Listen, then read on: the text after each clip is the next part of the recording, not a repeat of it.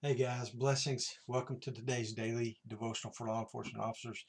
Um, Today's read was out of 2 Samuel chapters 15, 16, and 17. And like always, I hope you got a chance to read these. Um, Please make sure you look ahead and read so that when we get to these, 3 to 4 minute videos, you know exactly where we are. Um, Today's read was really interesting. David is fleeing Jerusalem because Absalom has staged this very successful coup, and David is fleeing with a lot of people. But what struck me was all the people he meets on the road as he's leaving Jerusalem. In 1516, David takes his whole household, so all his family's on the road with him. In 1517, all the people of Jerusalem, the town just kind of emptied and followed David. So they're on the road with him. Then in 1518, we see the Cherethites and the Pelethites, who are not Israelites, obviously, but they are David's bodyguards, and they are always their chief is Benaiah, who is one of my favorite characters, and we'll see him. We see him off and on through First and Second Samuel, but Benaiah's with David, which would really comfort me because he's like one of the greatest warriors Israel ever had outside of David himself. Um, then the Gittites with King Attila, who had just come the day before, and David was like, "Look, man, you came at a really bad time. You don't want to be a part of this." But Attila says, "No, my loyalty lies with you," and so he stays with David. So just all these cool things of all these people who are on the road with David. Then we see Zadok, the Levites, and the Levites who are bringing the ark of God to come with David. And David says, no, the ark really doesn't need to be brought outside of Jerusalem. Go back and stay with the ark until this is all done with. Abiathar is with him, who's also David's priest.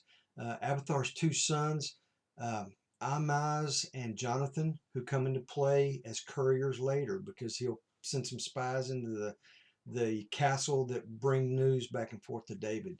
Um, there's also uh, Hushai, who's a real good friend of David, who plays an instrumental part of getting David back into the kingdom.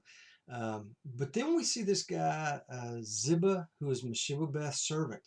And he brings all these provisions, and it's real confusing, but he's there on the road with David. And it makes you wonder why they even mention him, because you've got all these kings and all these really important folks, um, priests, Levites, and then you've got Ziba who shows up.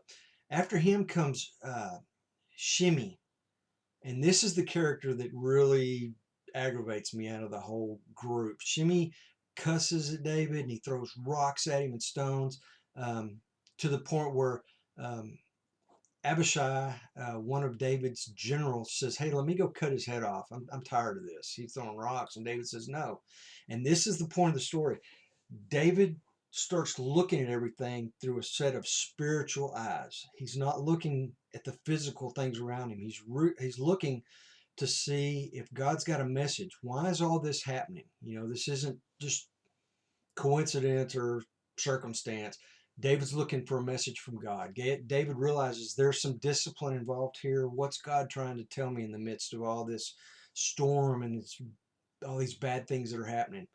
So he looks, and in 16:10, David says, um, well, I don't have the actual quote here, but David basically says, look, God may have sent this guy to send a message of discipline to me, so we're not going to kill him. We're going to let him speak the things that he needs to speak, which, man, he really holds back from just a fleshy response of, yeah, go take that guy out.